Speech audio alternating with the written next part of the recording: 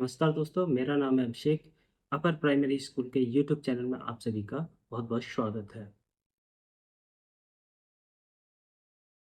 आज हम पढ़ेंगे राष्ट्रीय आय एवं योग्यता आधारित परीक्षा जो कि 2023 में हुई थी, उसके सामाजिक विज्ञान के 35 प्रश्नों को, ठीक है? तो हम शुरू करते हैं अपने सामाजिक विज्ञान के जो 35 प्रश्न पूछे गए थे 2023 की परीक्षा में उनको, ठीक है? तो हमारा पहला प्रश्न है, वैदिक काल में ग्राम के प्रमुख को किस नाम से जाना जाता था? ठीक है, तो वैदिक काल में ग्राम के प्रमुख को वैदिक काल में ग्राम के प्रमुख को ग्रामीणी के नाम से जाना जाता था। ठीक है, जो ये किसका ग्राम का प्रमुख होता था? इस जो विस्पति है वो विष का प्रधान होता था। ठीक है, और कुलप जो था वो कुल का प्रधान होता था। राजा जो था वो जन का प्रधान होता था। ये इसका प्रधान होता, जन जो था वो राज जन का प्रधान को राजा बोला जाता था, कुल के प्रधान को कुलप बोला जाता था, ग्राम के प्रधान को ग्रामीणी बोला जाता था और विष के प्रधान को विषपति बोला जाता था। ठीक है, ये क्या थी? वैदिक काल में प्रशासनिक इकाइयां थी। ठीक है, वैदिक काल की जो प्रशासनिक इकाइयां थी उनके ये प्रमुख है। ठीक है, विष के प्रधान को विषपति कहा जाता था, ग्राम के प्रधान को ग्रामीणी, ठीक है, कुल के प्रधान को कुलप तथा जन के प्रधान को राजा कहा जाता था। हम चलते हैं अपने अगले सवाल पे। हमारा अगला सवाल है, आलमगीरपुर नामक पुरा स्थल निम्नलिखित में से किस नदी के तट पर स्थित है? तो हमें पता होना चाहिए ये जो स्थल पूछा गया आलमगीरपुर, ये कौन सा स्थल है? ये हड़प्पा कालीन सभ्यता का एक पुरा स्थल है। किसका है? हड़प्पा कालीन सभ्यता का एक पुरा स्थल है। ये कहाँ पे है? ये जो है मेरठ के पास जगह है, वहां पे है, मेरठ यूपी में है। और ये किस नदी के तट पर है ये पूछा है, तो ये जो है किसके? हिंडन नदी के तट पर है। किसके? आलमगीरपुर जो नामक पुरा स्थल है वो हिंडन नदी के तट पर स्थित है। ठीक है, अब हमें और नदियां दी हुई हैं, जैसे सतलज नदी दी है, रावी नदी दी है और सिंधु नदी दी है। क्योंकि इन नदियों के किनारे पर और बहुत सारे और जो पुरा स्थल है उनको हम देख लेते हैं। तो सतलज नदी के किनारे जो हड़प्पा कालीन पुरा स्थल है उसका नाम है रोपड़। क्या है? रोपड़। ठीक है, ये कहाँ पे है? पंजाब में है। ठीक है, अगली है रावी नदी। ठीक है, रावी नदी के किनारे है क्या? हड़प्पा। हड़प्पा पुरा स्थल है, ये इस टाइम पाकिस्तान में पड़ता है। कहाँ है? पाकिस्तान में है। ठीक है, ऐसे सिंधु नदी के तट पर जो हड़प्पा कालीन पुरा स्थल है उसका नाम है मोहन जोदड़ो। ठीक है, मोहन जोदड़ो। क्या है? मोहन जोदड़ो। अब हमें कुछ एक दो प्रश्न और यहाँ से बनेंगे। जैसे हड़प्पा की खोज किसने की थी? तो हड़प्पा की खोज की थी किसने? दयाराम साहनी ने की थी। किसने की थी? दयाराम साहनी ने। ऐसे मोहनजोदड़ो की खोज किसने की थी? इसकी खोज की थी राखाल राखाल दास बनर्जी ने की थी। ठीक है, इन्होंने हड़प्पा की जो खोज की थी वो की थी 1921 ईस्वी में, और राखाल दास बनर्जी ने की थी 1922 में। किसकी? मोहनजोदड़ो की। मोहनजोदड़ो सिंधु नदी के तट पर है, रावी नदी के तट पर हड़प्पा है, सतलज नदी के तट पर रोपड़ है, ठीक है, और हिंडन नदी के तट पर ये आलमगीरपुर स्थान है। ठीक है, अब हम चलते हैं अपने अगले सवाल पे। हमारा अगला प्रश्न जो है, दायमाबाद पुरा स्थल किस राज्य में स्थित है? ये दायमाबाद जो पुरा स्थल है ये भी एक हड़प्पा कालीन पुरा स्थल है। ठीक है, तो ये जो दायमाबाद पुरा स्थल है ये है महाराष्ट्र में। कहाँ पे है? महाराष्ट्र में। राजस्थान में, अब देखो ये राजस्थान, पंजाब और गुजरात भी दिए, तो यहाँ पे भी हड़प्पा कालीन पुरा स्थल है, तो उनको हम देख लेते हैं। तो राजस्थान में जो पाया जाता है उसका नाम है कालीबंगा। क्या है? कालीबंगा। पंजाब में अभी हमने बात की थी, पंजाब में क्या है? रोपड़। पंजाब में रोपड़ है, ये किसके किनारे है? सतलज नदी के किनारे है। गुजरात में कौन सा है? लोथल। कौन सा है? लोथल। ये और अन्य के बारे में भी हमने सीख लिया। पंजाब में रोपड़ है, गुजरात में लोथल, ऐसे ही राजस्थान में कालीबंगा। जिस प्रकार दायमाबाद जो है कहाँ पे? महाराष्ट्र में। अगला प्रश्न हम देखते हैं। हमारा अगला प्रश्न है, निम्नलिखित में से किस ग्रंथ में 16 महाजनपदों का उल्लेख मिलता है?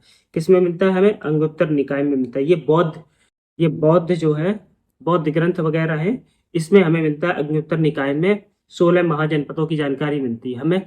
जैन जैन जो धर्म साहित्य वगैरह है उसका नाम है भगवती सूत्र, उसमें भी 16 महाजनपदों का उल्लेख मिलता है हमें। ठीक है।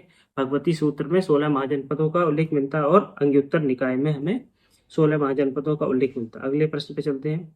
हमारा अगला प्रश्न है, चंपा अधोलिखित में से किस महाजनपद की राजधानी है? तो 16 महाजनपद है, ठीक है।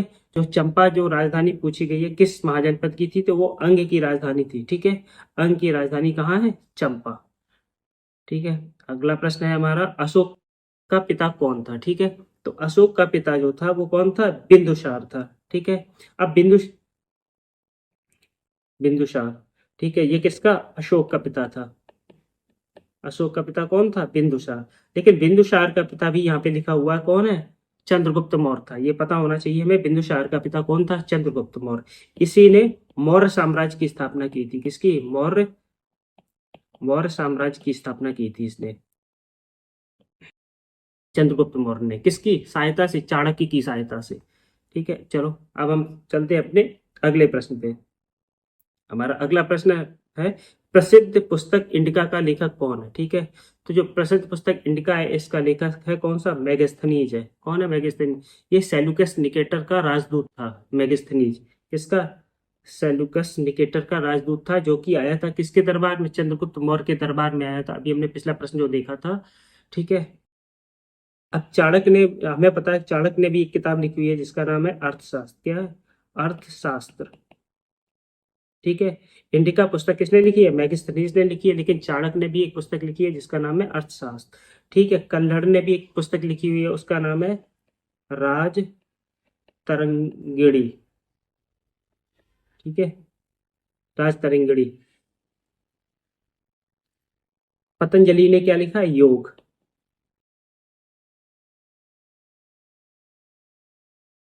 अगला प्रश्न देखते हैं। हमारा अगला प्रश्न, आगरा शहर की स्थापना किसने की थी? तो आगरा शहर की स्थापना जो है वो सिकंदर लोधी ने की थी। किसने की थी? सिकंदर लोधी ने की थी, लगभग 1504 ईस्वी में, ठीक है। अगले प्रश्न पे चलते हैं।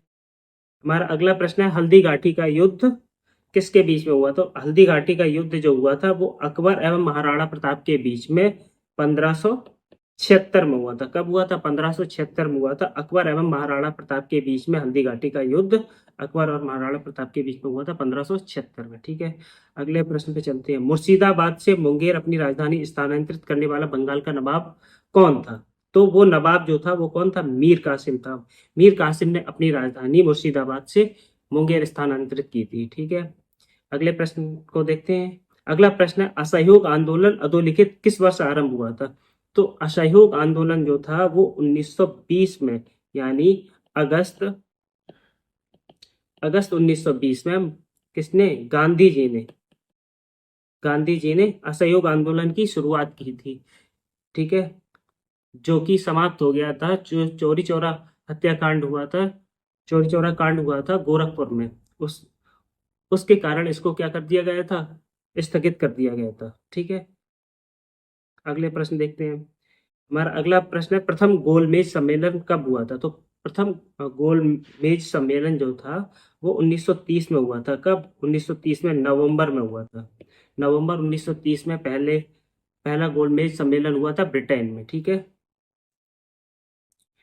अगला सवाल है, मैंग्रोव वन में कौन से वृक्ष पाए जाते हैं? ठीक है। तो इसमें सुंदरी वृक्ष पाए जाते हैं। कौन से? सुंदरी। एक सुंदरी वन करके वन है, ये कहाँ है? पश्चिम बंगाल में सुंदरी वन पाया जाता है, तो वहाँ सुंदरी वृक्ष पाए जाते हैं, इसलिए उसका नाम भी क्या है? सुंदरी वन, ठीक है। अगला प्रश्न है हमारा, किस देशांतर रेखा को भारतीय समय मापक से जोड़ा गया है? तो वो जो देशांतर है वो हमारा कौन सा देशांतर है? 82.5 डिग्री जो देशांतर है, पूर्वी देशांतर, उसको भारतीय समय मापक से जोड़ा गया है, ठीक है। हमारा अगला प्रश्न है, गर्म जलधारा का उदाहरण है, ठीक है। तो इसमें गर्म जलधारा का उदाहरण जो है वो कौन से है? क्यूरियोसियो। क्यूरोसियो जो जलधारा है ये कैसी है? गर्म जलधारा है, ठीक है। बाकी ये ओयाशियो है, ये कैसी है? ठंडी जलधारा है। पेरू की जलधारा है, ये भी कैसी है? ठंडी जलधारा है। लेब्राडोर की जलधारा है, ये भी कैसी है? ठंडी जलधारा है, ठीक है। तो इसमें क्यूरोसियो वाली जो जलधारा है वो कैसी है? गर्म जलधारा, ठीक है। अगले प्रश्न पे चलते हैं। कास्ट स्थलाकृति का संबंध किससे है? तो ये चूने की चट्टानों में बनती है अंदर, ठीक है। चूना क्या होता, पिघल जाता तो कुछ हिस्सा लटका रहता, अंदर बन जाती, चूने की बड़ी बड़ी जो चट्टानें होती है उसके अंदर बन जाती। ये पानी जब जाता है तो कुछ हिस्सा लटका रहता है, कुछ गल जाता, बह जाता, तो उसके अंदर ही बनती है। ठीक है, चूने की चट्टानों से बनती है ये कास्ट स्थलाकृति। अगले प्रश्न पे चलते हैं। हमारा अगला प्रश्न है, अधिक उष्णकटिबंधीय चक्रवात निम्न अक्षांशों के बीच आते हैं। वो 15 जो अक्षांश है वो, ये पृथ्वी है, ये विषुवत रेखा के जो ऊपर होता है, ये इसके बीच में ये उष्णकटिबंधीय होता है। ठीक है, उष्णकटिबंधीय अक्षांश होते हैं। ये 0 डिग्री है, यहाँ लगभग 23.5 के इन इसके बीच का जो क्षेत्र है, इन अक्षांशों के बीच जो आते हैं उष्णकटिबंधीय चक्रवात बोला जाता है। ठीक है, तो इसमें पहला वाला सही होगा, 5 से 20 डिग्री अक्षांश के बीच जो चक्रवात आते हैं वो उष्णकटिबंधीय चक्रवात होते हैं। ठीक है, अगला प्रश्न है, थाल घाट का संबंध किससे है? तो थाल घाट जो है वो पश्चिमी घाट का है। ठीक है, थाल घाट का संबंध है। ठीक है, तो पश्चिमी घाट से, तो ये वाला हिस्सा जो है, ये वाला हिस्सा पश्चिमी है, पश्चिमी घाट बोला जाता है। कौन सा? पश्चिमी घाट। ये वाला हिस्सा पूर्वी घाट बोला जाता है। ठीक है, ये इधर बंगाल की खाड़ी है, यहाँ पे क्या है, बंगाल की खाड़ी, ये बंगाल की खाड़ी है, इधर श्रीलंका है। तो ये वाला जो हिस्सा है भारत का, इसी को पश्चिमी घाट बोला जाता है, ये वाले हिस्से को पूर्वी घाट बोला जाता है। ठीक है, अगला प्रश्न देखते हैं। तो अगला प्रश्न है, दक्षिण पश्चिम हवाओं का संबंध किससे? तो जो दक्षिण पश्चिम हवाएं हैं उनका संबंध जो है किससे है? मानसून से। किससे? मानसून से। दक्षिण पश्चिम हवाओं का संबंध किससे है? मानसून से। अगला प्रश्न हमारा, जीवन निर्वाह कृषि का संबंध किससे है? जीवन निर्वाह कृषि का संबंध किससे है? मिश्रित कृषि से। किससे? मिश्रित कृषि से जीवन निर्वाह का संबंध है। अगला प्रश्न है, निम्नलिखित में से कौन सा समूह नगदी फसल का प्रतिनिधित्व करता है? तो नगदी फसल का जो प्रतिनिधित्व करता है वो कपास, जूट और तंबाकू वाला हिस्सा है। ठीक है, ये कैसी नगदी फसलें हैं। अगला प्रश्न है, गलत युग्म को चुनिए। ठीक है, तो इसमें ये जाति, वो जनजाति दी गई है, इस साइड देश दी है कि कौन सी जनजाति किस देश में पाई जाती है और उनका युग्म जो है वो सुमेलित है या नहीं है। तो बुशमैन है वो अफ्रीका में पाई जाती है, ये सही है। ठीक है, जरावा भारत के अंडमान निकोबार द्वीप में पाई जाती है, ये भी सही है। एस्किमो जो जनजाति है जो कनाडा में पाई जाती है। ठीक है, लेकिन पिग्मी जो जनजाति है ये अमेजन बेसिन में नहीं पाई जाती, ये कहाँ पाई जाती है? कांगो बेसिन में पाई जाती है, कांगो बेसिन में पाई जाती है। कांगो बेसिन ये अफ्रीका महाद्वीप में जगह पड़ती है। ठीक है, तो इसका ये वाला सही हो जाएगा। अगला प्रश्न देखते हैं, भूपर्पटी का निर्माण किससे होता है? ठीक है, तो भूपर्पटी का निर्माण किससे होता है? सियाल से होता है। देखो, ये पृथ्वी अगर है तो पृथ्वी का जो ऊपर वाला हिस्सा होता है, ये वाला, ठीक है, ये भूपर्पटी कहलाता है। भूपर्प भूपर्पटी कहलाता है। ठीक है, इसके अंदर वाला हिस्सा जो होता है वो सीमा कहलाता है। अंदर ये होती है कोर। क्या होती है? कोर। ये बीच वाला हिस्सा होता है वो सीमा से बना होता है। ठीक है, और अंदर वाला निफे निफे से बना होता है। सियार में यह क्या क्या होता है? ये सिल्का और एल्यूमिनियम होता है। ठीक है, इसलिए इसको सियाल बोला जाता है। निफे में निकेल और फेरस होता है, सीमा में सिल्का और मैग्नीशियम होता है। ठीक है, अगला प्रश्न हम देखते हैं, निम्नलिखित में से कौन सी ठंडी महासागरीय जलधारा है? तो इसमें जो ठंडी महासागरीय जलधारा है वो कौन सी है? कनारी की जो जलधारा है वो ठंडी जलधारा है। बाकी गल्फ स्ट्रीम की जलधारा कैसी है? गर्म है। ठीक है, ये वाली कैसी है? ठंडी है। ठंडी पूछा गया। अलास्का की, ये भी गर्म है। ठीक है, क्यूरोशियो की अभी हमने पढ़ी थी, तो ये कैसी है? गर्म है। ठीक है, तो ठंडी महासागरीय जलधारा कौन सी है? कनारी की धारा। अगला प्रश्न है, निम्न में से कौन सुरक्षा परिषद के स्थायी सदस्य नहीं है? तो सुरक्षा परिषद के 5 सदस्य हैं स्थायी। ठीक है, 5 सदस्य हैं। एक तो यह है यूएसए, ठीक है, फिर है रूस, फिर है ब्रिटेन, यूएसए हो गया, रूस हो गया, ब्रिटेन हो गया, और हो गया कौन सा? फ्रांस हो गया, और चीन हो गया। ये है, ये 5 स्थायी सदस्य हैं इसके सुरक्षा परिषद के। लेकिन इसमें इटली दिया है, इटली गलत है। ठीक है, अगला प्रश्न देखते हैं। तो अगला प्रश्न है, उत्तर प्रदेश में कितने जिले हैं? सबको पता है उत्तर प्रदेश में कितने जिले हैं? 75 जिले हैं। अगला प्रश्न है, कितने वर्ष से कम आयु का व्यक्ति जिला पंचायत सदस्य नहीं हो सकता? तो 21 वर्ष से कम आयु का अगर व्यक्ति है तो वो जिला पंचायत सदस्य नहीं हो सकता है। ठीक है, चलते हैं अगले प्रश्न पे। अगला प्रश्न है, स्वच्छ भारत मिशन किस वर्ष लागू हुआ? तो स्वच्छ भारत मिशन जो है वो 2014 में 2 अक्टूबर को, कब? 2 अक्टूबर 2014 को स्वच्छ भारत मिशन लागू किया गया था।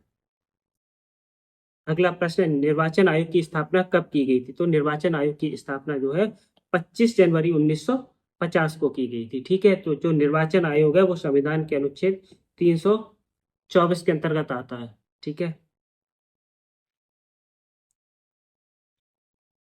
अगला प्रश्न है, भारतीय संविधान की प्रारूप समिति का अध्यक्ष कौन था? तो भारतीय संविधान की प्रारूप समिति का अध्यक्ष जो थे वो थे डॉक्टर भीमराव अंबेडकर। ठीक है, अगला प्रश्न है, मौलिक अधिकारों का उल्लेख संविधान के किस भाग में हुआ? तो संविधान, मूल संविधान में कितने भाग हैं टोटल? टोटल 22 भाग हैं। कितने हैं? 22 भाग थे। और टोटल मूल संविधान में 395 अनुच्छेद है। कितने? 395 अनुच्छेद और 22 भाग हैं। तो 22 भाग हैं। तो मौलिक अधिकारों का वर्णन पूछ रहा है तो मौलिक अधिकार भाग 3 में। किसमें? भाग 3 में। ठीक है, चलते हैं अगले सवाल पे। अगला सवाल है, मौलिक कर्तव्यों की संख्या कितनी है? तो मौलिक कर्तव्यों की संख्या कितनी है? 11 है। ठीक है, मौलिक कर्तव्य किस में दिए गए? भाग 4 का में। मौलिक कर्तव्यों का जो वर्णन है संविधान के भाग 4 का में है। ठीक है, अनुच्छेद 51 के अंतर,